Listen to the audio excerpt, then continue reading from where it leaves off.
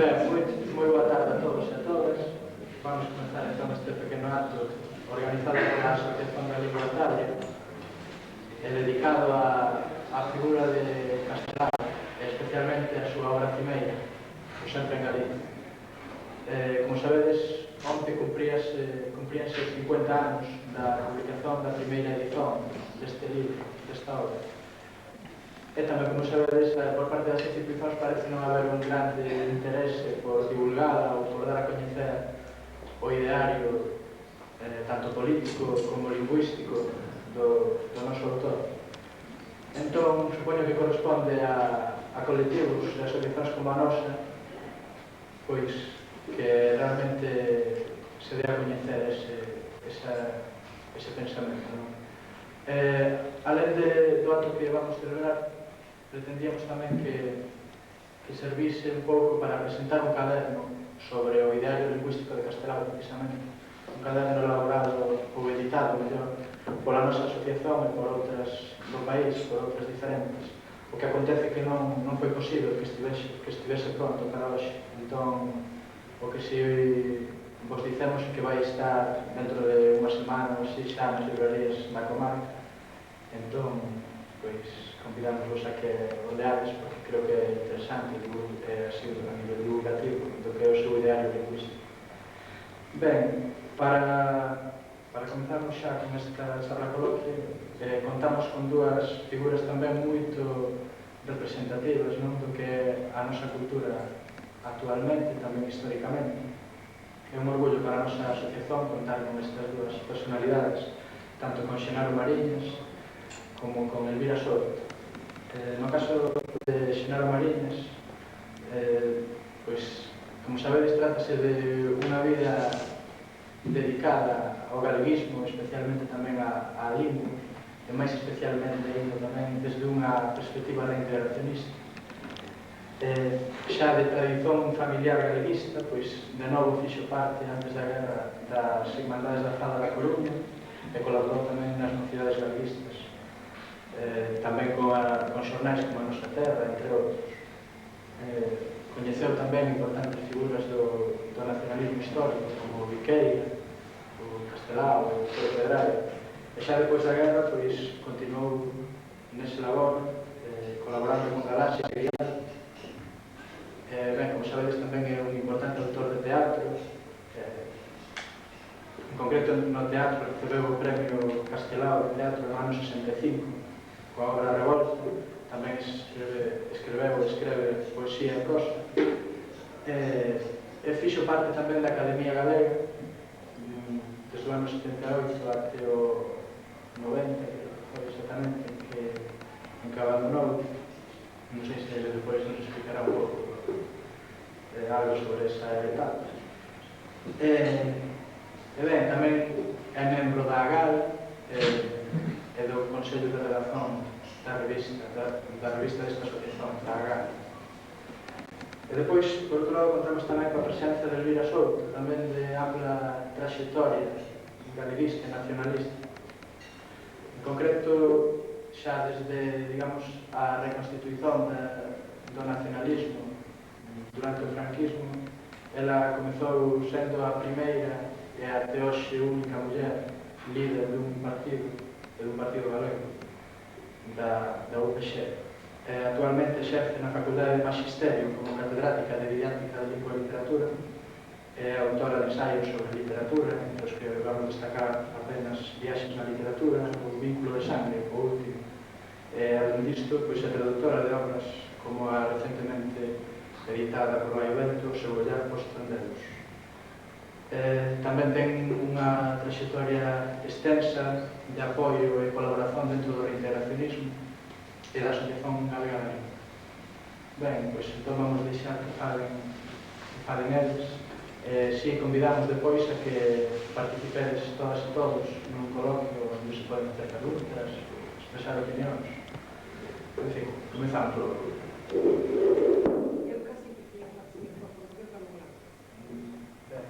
Muy por grabar. Así, no, para por esto. Bien, en primer Primeiro tiña que agradecer aos organizadores deste acto por ter pensado en convidarme, porque realmente eu penso que sempre en Galiza, entre o público hai xente que sabe moito máis do que eu, que sempre en Galiza teño a lectura que ten todo nacionalista no país, e non son unha especialista neste tema,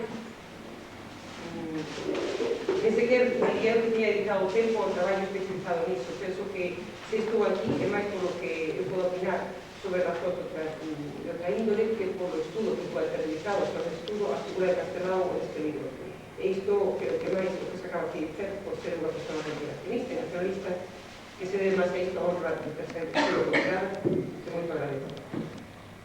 De todos modos, ainda que eu non son así, digamos, unha estudiosa deste tema, senón unha lectora do sempre en Galiza, penso que esta é unha boa ocasión para aquilo que se costuma chamar por escrita ao día sobre os problemas do país, porque se o sempre en Galiza foi chamado que hai moitos anos, a Biblia da Galeguidade, en vez de lelo como escrito, digamos, sacral, intocável, ao mellor sí é unha boa excusa, unha boa oportunidade para pormos a escrita ao día sobre este país noso e en torno a reflexión que nos poda suxerir o que ali di o autor e o que non vemos con os ollos na Galiza actual, pois si tal vez podamos falar. Eu penso que hai dos aspectos que poderíamos hoxe moi ben tratar con este motivo, que son os seguintes: como ve a sociedade galega actual a figura de Castelao, cal é a idea que existe na actualidade hoxe aquí en Galiza de Castelao, e en que medida e tamén en que sentido o nacionalismo galego actual é herdeiro do pensamento que se exprime sempre en Galiza. Eu penso que son os temas de moita actualidade e que di moito respecto a este libro que os aquí comentamos. Como aquí entre o público hai muchísima xente nova, e isto eu non sei por que, xa me parecía que así ia ser, gostaría de facer primeiro, brevemente, digamos así, un esquema do que foi, o que a mí me alcanza, que foi a forma en que a sociedade galega viu a figura de Castelao nos últimos anos, comenzando de aqueles anos que eu xa coñecí, que son os anos da dictadura franquista, en que a figura de Castelao comenzaba ainda a ser reivindicada. Entón, vou facer en primeiro lugar isto, de chegar a como é hoxe esta figura en Galiza. Que a mí me alcance, o primeiro que a final da década de 60, con o nacimento do nacionalismo organizado de partidos políticos, que se comeza a reivindicar esta figura. Mas non era exclusivamente a persoa de ideoloxía nacionalista que reivindicaba, tamén a persoa de ideoloxía de esquerdas, adherido con menor entusiasmo dos nacionalistas a reivindicación da figura de Castelao, que eu recordo foi iso en torno a máis da década de 60. Hai que recordar, para que tal vez non sabe, seguro casi todo por sí, que os primeiros partidos nacionalistas na posguerra foron fundados nos anos 65, 64, 65, máis ou menos. Por tanto, tamén estamos ás vistas e exportas de unha nova celebración, si é que non pasa despercebido tamén iso como pasa casi todo no país, non? Que se organiza no franquismo, na ditadura, a primeira expresión política nacionalista desta fase da historia. O primeiro que recordo é un cartaz que se fixera o Pexé en concreto, en que se vía todo Castelao e dicíase Castelao de noso.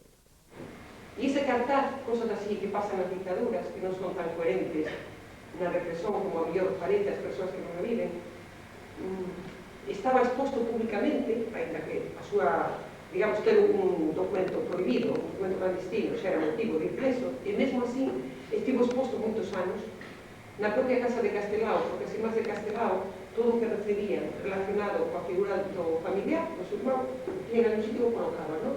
Entón, convivían unha bandeira, se eu recordo ben, do Centro Galego de Buenos Aires, a bandeira galega que tiñan enviado, uns carrazos que plantaban ali, que les decían que eran así, que eran un adorno moi bonito, decían elas, así algunhas cousas plenamente legais, junto con este cartaz que decían elas así, moi serias. Isto non sabemos o que é, aparecemos un día debaixo da porta, debe ser un simpatizante, así era o noso irmão, que nos lo mandou, e aquí o colocamos.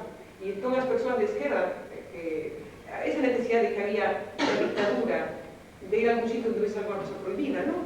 Íamos a libelo, saca, por Castelao tamén, mas tamén a cualquier algo prohibido, non? Entón, ali dicía moi ben aquel cartaz. Esa é unha fase en que lentamente a figura de Castelao pasa a ser unha figura non é que hubiese deixado de ser, quero dicir que a reivindicación nacionalista fai que se difunda a figura de Castelao e se reivindique e que se transforme nunha figura emblemática deses anos. Cantaban e as actores do chamado Nova Fontanea, cantaban aquilo, non? pero depois máis de Xulio Ferreiro, que se gozaba a figura de Castelao. Era unha figura moi importante para as persoas de esquerda e sobre todo as nacionalistas da dictadura.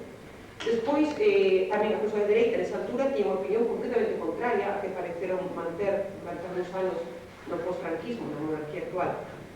Por exemplo, recordo o señor presidente da Cámara Municipal de Santiago, cando se deitou abaixo un edificio modernista, dos poucos, o único que había en Santiago, que fora Café Cantante, a principios do século e posteriormente a estación do Castromil. Entón, naquele momento que se tenta deitar abaixo o edificio, que se deita abaixo, efectivamente, hubo quen propuxo facer ali un museo Castelao. E entón o presidente da Cámara Municipal de Santiago que non, Castelao dá para unha conferencia, máis diso, non?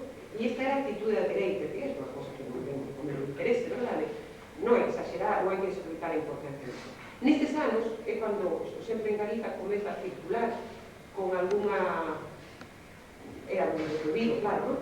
Mas os libreiros, algúns libreiros, tiñan sempre un sempre en Galiza debaixo, e as persoas informadas onde se vendía, e ali compraban, e líase con función. Naqueles anos funcionamos a coisa posiblemente anterior. Mas na década, a finais dos 60, a principios dos anos 70, a xente lía este libro con devoción, con moita emoción nacionalista, non? Líase, todo gustaba daquilo. A que se callar éramos un pouco acríticos, non? Todo era bom, e todo gostábamos, e iso producía unha gran emoción. Xa se sabe, sempre se di, claro, a mazá prohibida interesa máis. Non era só a mazá prohibida, non era só por ser iso, e que haberíamos a moitas ideas exprimidas no libro.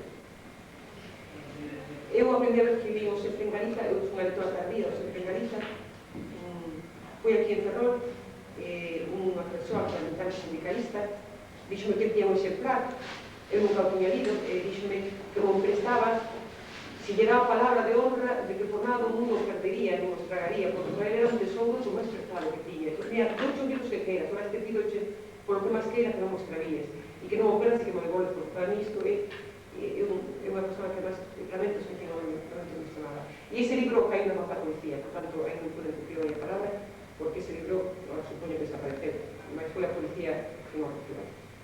Ben, cando morre Franco, por ese momento, isto a último claro, que vamos a recordarles, que era un momento de euforía en torno a figura de Castelao. Aí entón todo o mundo, máis ou menos, Castelao por aquí, Castelao por lá, Castelao da para todos, non se pode, isto non é patrimonio de ninguén, Castelao de todos, é outro momento diferente.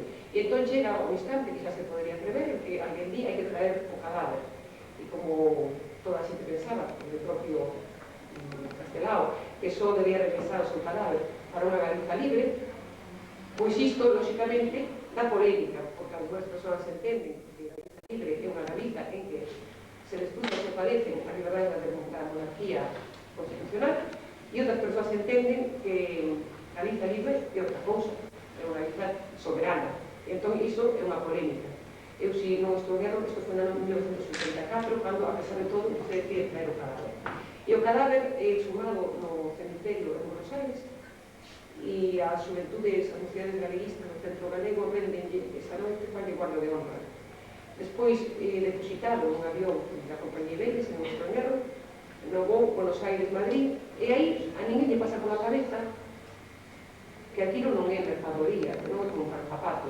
A ninguén lle pasa pola cabeza, vai dar a un depósito de Madrid onde se almacena aquela mercadoría que se traslada por este mecanismo e que ten que facer noite en Madrid. Entón está aí un almacén do aeroporto, sin máis, os queixos que viñen de Holanda, así, con todas as cosas, non? Con todo calquer produto importado, ou xente que manda por estas súas casas, pois aí está o cadáver de Castelao. E despois chega a Santiago, un novo Madrid-Santiago, e aquí, como non todo o mundo foi convidado, e as persoas que foron convidadas non quixeron asistir, tal vez porque non gostaban de que nesas condicións políticas fosse traído o cadáver de Castelao. Por exemplo, un que eu recordo que non quiso asistir foi Carballo Calero, que foi Rosón, que nesa altura era presidente do Parlamento, pedirlle que asistise a razón do cadáver de Castelao, e negouse con unha frase que eu vou repetir aquí porque me parece moi tratada. Eu comungo todos os días o altar de Castelao, son castelanista de Rosón galeguista. Non teño por qué, por tanto, ese día foi unha cosa diferente, que penso que era unha frase que recollía moi ben o que sentían as persoas nacionalistas. Como eu sou nacionalista, non podo asistir a isto. Outras persoas non sei se que non foron convidadas ou a desaparecida, por exemplo, recordo o caso de Alonso Montero, que non estaba na comitiva de recepción oficial, e que sí quiso ler un poema ao Paixón. E a policía impediu-lo, foi así. Eu diría que até un pouco maltratado. E depois, no día seguinte, na Voz de Galicia, apareceu unha fotografía de Alonso Montero, con dos policías, un de cada lado, así que, rodando para atrás, e ele así moi desbocado, un pouco despenciado, que non conta con o señor, agora tamén non me limpiamos, e con un pé de fotografía que dicía: Alonso Montero declara que a policía lo tratou de forma exquisita. E foi tirando para a historia, moi desmeditado, parecía que non estaba. E despois chegou o cadáver, chegou ali para ser metido no Panteón de Galegos Ilustres, e ali iba a policía, tanto que había un barullo impresionante, e a xente levaba ojos e tomates, levaba todo o que na casa. E hai moitas persoas conhecidas do mundo actual, verdade, que ese día quedaron cheos por doquier de quanta cosa había nas despensas caseiras das persoas que non Galicia. O cadáver, si eu non sei, pero sempre me dicen que entrou pola porta traseira, que non foron capaces de que entrase pola porta entera e escoltado pola policía. Ben, despois da fase criaronse as medallas Castelao, ou entón, hasta datas tal vez, e criaronse as medallas Castelao, xa descansan no Panteón de Galegos Ilustres.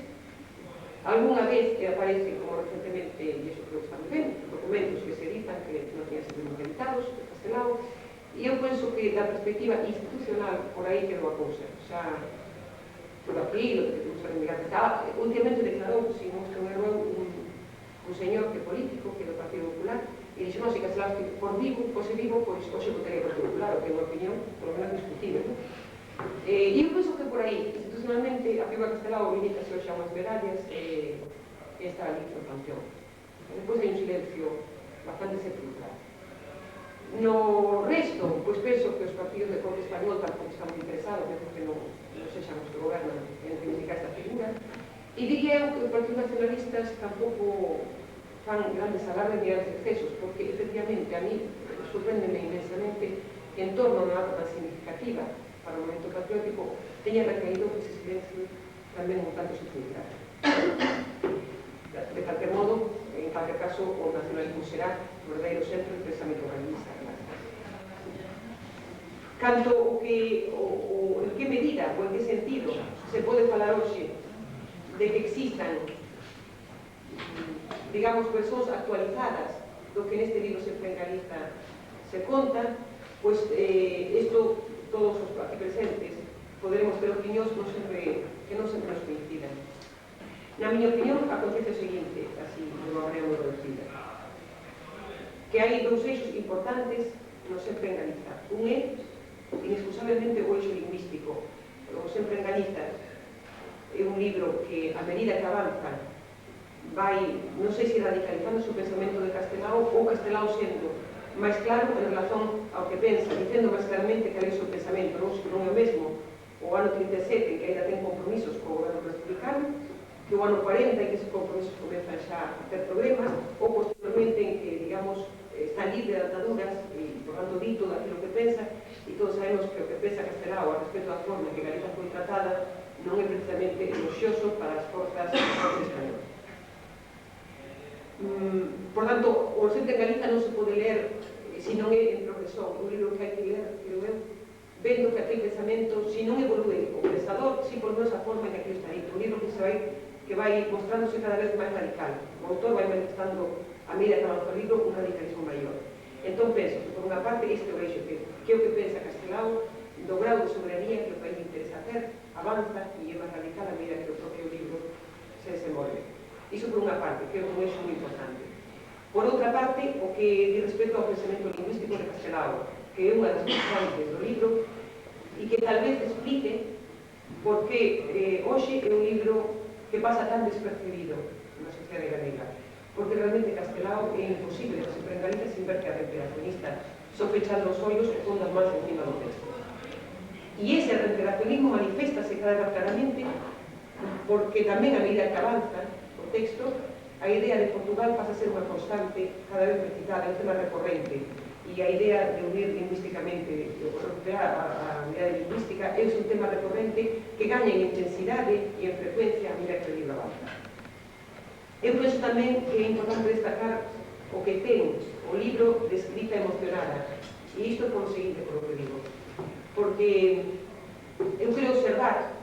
grande parte, non toda, do nacionalismo actual, o nacionalismo político, aquel que está en formacións políticas, funciona, unha especie de distanciamento da expresión cultural galega no sentido máis popular, no sentido máis popular, non?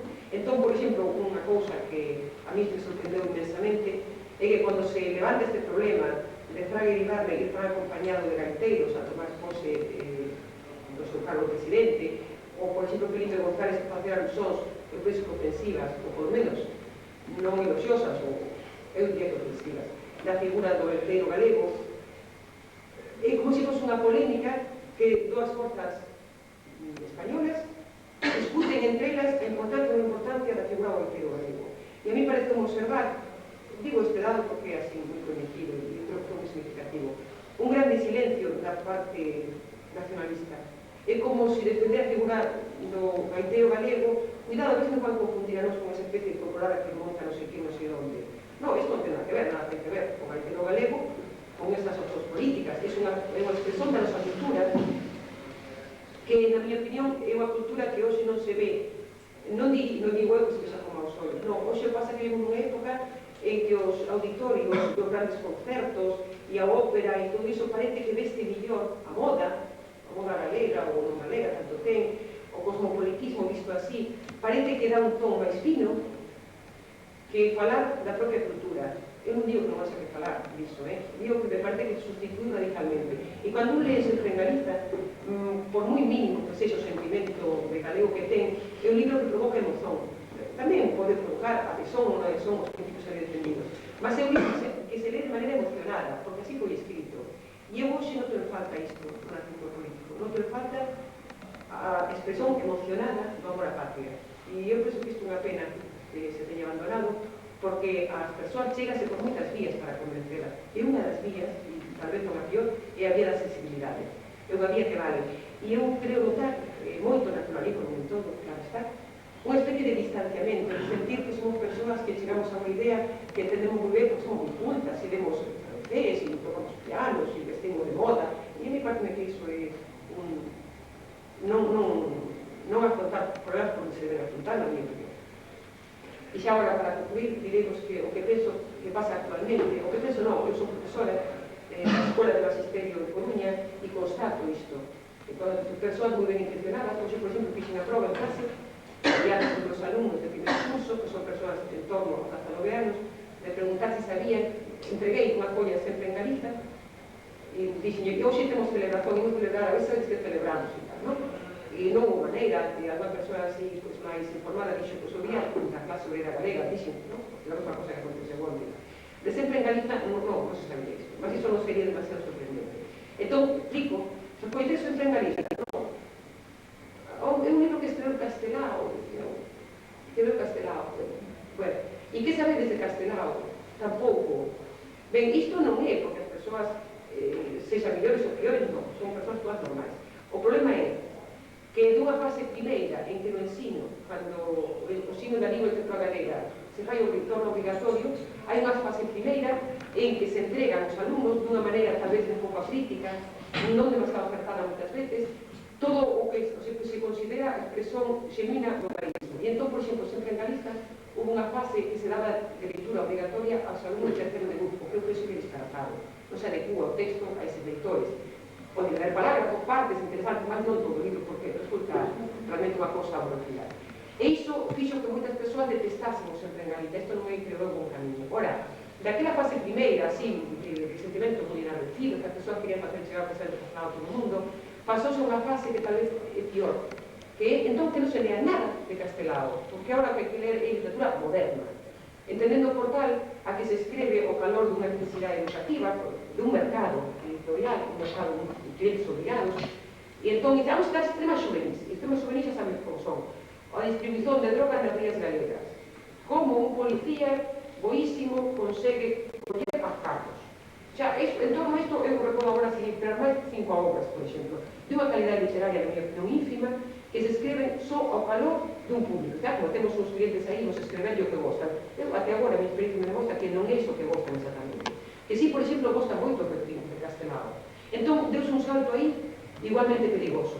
Se antes dábamos sempre en Galiza a persoas de 16 anos que realmente non gostaban do texto, non valía a pena, e pasaban a detestar, isto moi grave, deus un salto no vacío que levou a entón que lea literatura moderna, entendendo por tal estes relatos de íntima calidade e unha lingua nada cuidada, que son así. O da droga é un tema da xuventude, entón se queda cualquier cosa en todo este tema, non? Ben, eu creo que isto é un salto tamén no vacío. E xa para acabar, creo que é unha cosa importante dizer que eu penso que os tempos hoxe en Galicia son difíciles e que non vale a pena fechar os ollos. Lingüísticamente vese tempos moi duros, a xuventude xa ten ao seu alcance o castellano, xa todo o mundo en Galiza hoxe, máis ou menos, falamos de castellano, e o galego pode ser unha lingua un pouco de luxo, algo que temos a máis. E nese sentido, tempos difíciles. Tal vez electoralmente non son tan duros, eu xa vexo que nunca o nacionalismo tivo tantos votos. Hai que ver se ese o cambio de votos. En calquer caso, no que di respecto á lingua, vou acabar agora en intervención, lendo un parágrafo de Castelao, que creo que se adecua moi ben a estas épocas duras que a lingua vive, que a pesar de ter sido difundida no centro de ensino, non se notan avances significativos no seu uso, ni siquiera na súa calidade de escrita, é unha cosa que tal vez é mellor ver. Entón, xa vou acabar agora con Cita Castelao, que creo que nos pode fechar ben en intervención. Díaz Castelao. Se o vento se pon de proa e temos que perder moito tempo oriñando, entón cumprirá baixar a vela e botar manzos remos. Parece intre contade con os brazos, que o que nos falte de cortas sobranos de corazón. E como non sabía o que era bolinear, un eu mirei no dicionario. E polo visto é que cando o vento ven de proa, por tanto impede que avance coas velas a nau, pois con moito traballo vais buscando para ver de onde sopra o vento e ir ao sabor do vento. Entón Castelao parece que prefere, antes que ir segundo sopra o vento, deixar ir a nau, que baixemos a vela e que andemos corremos e que sexa lento, que na dirección que pensamos ir, cada objetivo que pensamos conseguir. É moi difícil.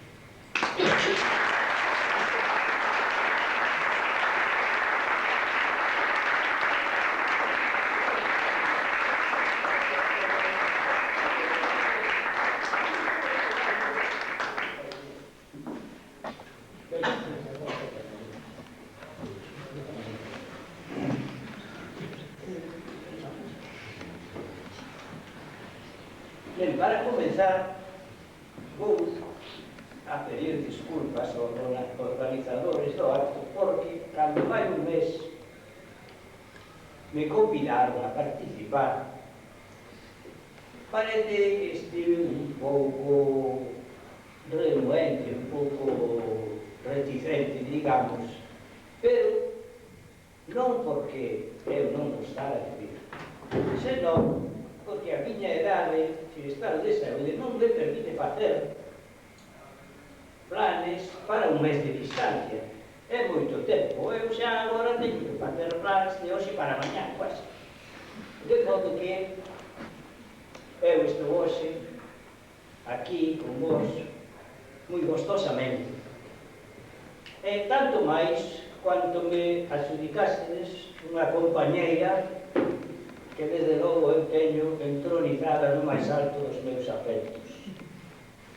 E tamén que vos interesades porque unha muller participase.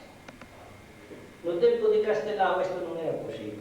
Non era posible porque eran moi poucas as mulleres, verdad, nacionalistas e preparadas para ningún acto. E é moi interesante para o nacionalismo a participación da muller, para o nacionalismo e para outras moitas cousas. Há xa moitos anos, andando eu por Turquía, admirábame da rápida occidentalización de aquel país e preguntei ao meu guía como era posible que en tan pouco tempo o que mal adaptou pois fixera de xeito que xa non se vía o fer, xa toda a escritura eran caracteres europeos, etc. E dixo mesmo. Pois eso foi posible pola muller. O que mal apertura ao parecer enviaba todos os anos, dixo mesmo, sei xa a cifra é grande ou pequena, de 15 a 20.000 mestras cunha bolsa a coñecer a sociedade e a cultura europea que elas despois transmitían aos alumnos. E así foi como en moi pouco tempo aquela sociedade otomana pasou a ser unha sociedade que, andando por ali por Istambul, non se daba conta de que estaba en Oriente, senón en calquera outra cidade europea. Agora, por fortuna, Elvira Souto non está só no nacionalismo e na cultura galega. Ela sabe ben que hai outras compañeiras, de verdad, que tamén están actuando nese sentido. E isto é motivo de unha grande esperanza para o futuro da nosa cultura e da nosa causa.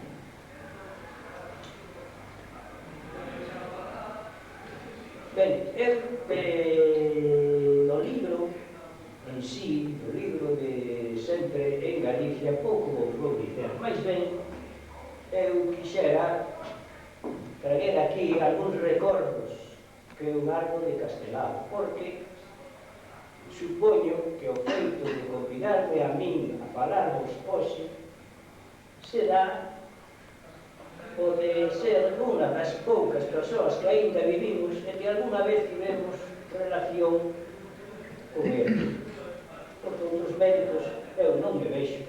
Así que será sobre esa relación, verdad, no que máis vou versar hoxe. A relación que eu podía ter con Castelao non quer dizer que fósemos os camaradas ou amigos de farra ni de outra cousa, porque Castelao levábame 20 ou 22 anos. En aqueles tempos, as relacións da xente maior e da xente nova non era tan fluida como é hoxe. Sempre, pola parte dos mozos, verdad, había un grande respeto ao que tiña 20 ou 30 anos máis que nós. E por parte deles, tratábamos un pouco como rapaces, como cousas de rapaces. En realidade, nós éramos máis rapaces do que sodes vos agora, os que estades máis preparados e máis. Pero, ainda así todo, aquelo, si verdadeiramente non contribuía moito á intimidade entre a xente maior e a nova, tampouco excluía o afecto. E afecto por Castelao se sentíamos os novos, e ele por os novos tamén. Castelao era un home moito dado a comunicarse coa xente moza. Probablemente sería algo ou contribuiría algo á saudade daquele fillo que se lle malogrou na adolescencia. Vía en nós aquelo que había perdido. E sempre que podía, verdad, celebraba grandes coloquios coa xente nova. De Castelao xa nos dicía vida que hoxe está un pouco silenciado, pero en outro tempo tense falado bastante dele.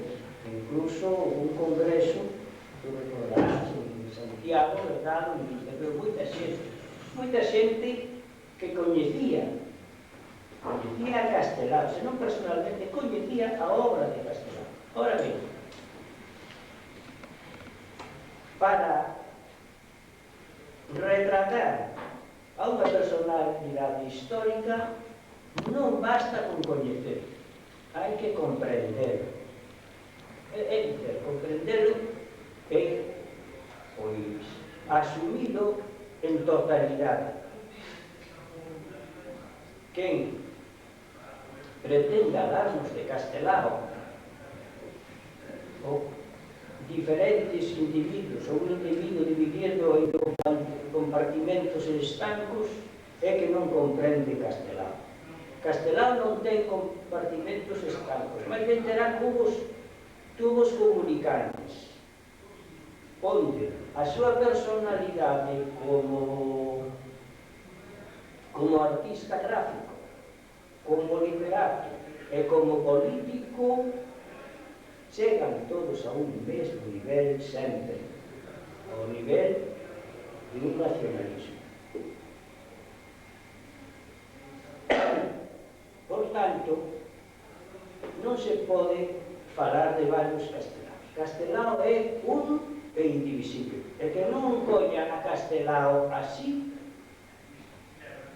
nin comprende,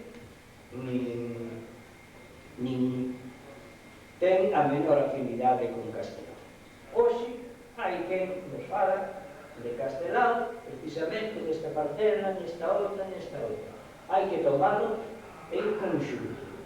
Non se pode, xa digo, dividido para tomar del aquilo que lles interesa, verdad, para facelo ou para incluílo no que vulgarmente se dice para acercar a ascua á súa sardinha. Castelao ou se toma totalmente ou non se toma. Igual que o nacionalismo. Non se pode ser máis ni menos nacionalista. Hai que ser ou non ser. Non é unha cuestión de medida. Se é nacionalista ou non se é nacionalista. Se é amante de Castelao, é discípulo de Castelao ou non se é. Nos falaba agora Elvira, verdad, da evolución que se nota lendo sempre en Galicia.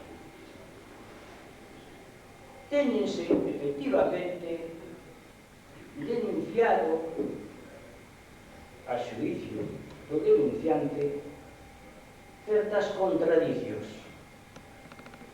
A ver, hai alguén digo que non. Ora, as contradicións sempre son de orden político, nunca de orden nacionalista.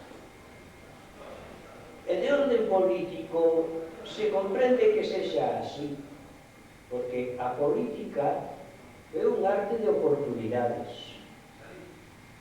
Na política, como na esgrima, hai que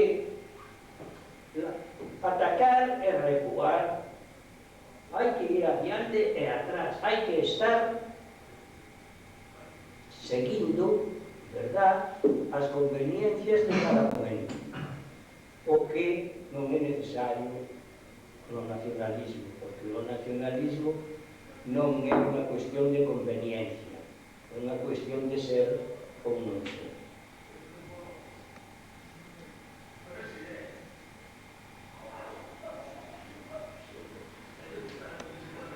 Ora ben, cada cual quer dar unha impresión de Castelao, non do Castelao que foi, ni do Castelao dele, no Castelao que el quixera que fose. Precisamente, eu cortei aquí de un diario unhas ringlas de un señor que non hai por que nombrado, porque verdadeiramente non ten a menor importancia, que dice do nacionalismo de Castelao que é un nacionalismo de mesa camilla. A mesa camilla ten moitos detractores. Valle Inclán hai moitos anos, nunha interview que lle fixeran, preguntaronlle que había que facer para renovar o teatro español. E ele dicía que era acabar con todos os escritores de teatro que había, que parecía que habían nacido debaixo das faldas dunha mesa camilla. Castelao non ten nada que ver con as mesas camillas. En primeiro lugar, era un home, como sabedes, pernalta, que dificilmente podía acomodar aquelas pernas debaixo dunha mesiña tan cativa. Isto, anatómicamente, xa casi era imposible, pero mentalmente tamén. Porque a mesa camilla, pode ser moi práctica para que as señoras falan punto de croxet. Pero, para un debate de ideas, son outros lugares. É a tribuna, é o púlpito, é a barricada. Pero na mesa camilla non se dicen máis que vulgaridades e discuticiones. De modo que falar ou unir estas dúas ideas de Castelao e mesa camilla non veñen a conto. A primeira mesa camilla que houve en Galicia, de certa fama, foi precisamente a de Vicente Risco, en cuya mesa penso que Castelao nunca se sentou. E, a propósito de Risco, un dos prologuistas deste volume grande de Sempre en Galicia que se publicou fala de Castelao como de un tributario de Vicente Risco. Eu non vou a discutir se en algo pudo haber Vicente Risco influído no nacionalismo de Castelao. De feito, Risco sí, algo influiu, verdad, en todos os nacionalistas daquela época, dos anos 20. Pero non tanto como se dice. En prova delo eu contareimos unha anécdota. Como xa vos dixen que Castelao era amigo de falar cos mozos, nunha ocasión, falando cos mozos da Mocedade Galeguista da Coruña, sobre a que teño que facer unha salvedade. Mentras todos os grupos daquelas mocedades de mocedades galeguistas de Galicia estaban constituídas e formadas por estudantes universitarios, únicamente no grupo da Coruña non había universitarios. Éramos todos empregados da burocracia, do comercio, da industria e demais. E era o máis numeroso.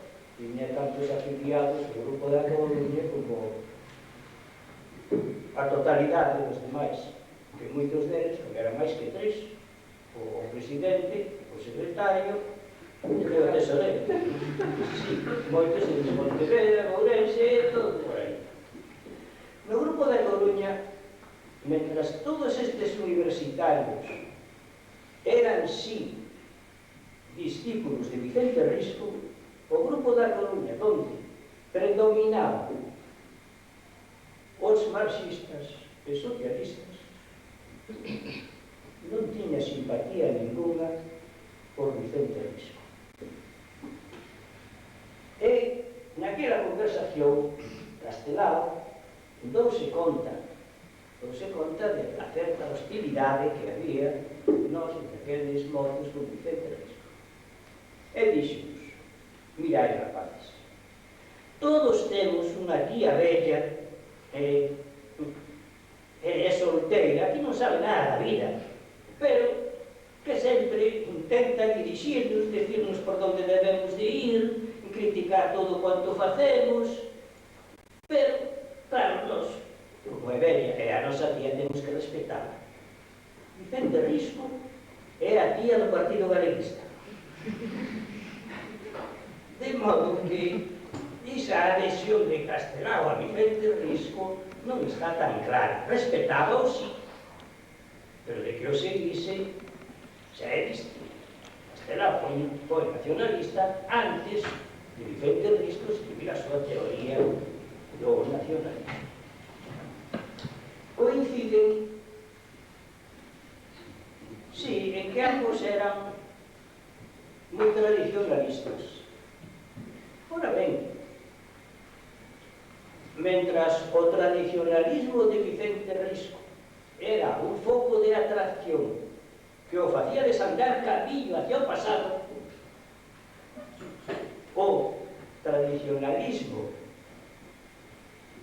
de Castelao, non sei como vos explicarei, pero ben, supoño que moitos de vós sodes condutores de carro e mirades o pasado polo espello retrovisor e sempre avanzando. Castelao, de sempre, Galicia é definitivo e o mellor que lle podía haber posto. E xa non estedo máis para que agora interviñades vos a ver que queredes dicir, queredes saber, se vos pode contestar, se vos contesta con moitísimo gusto.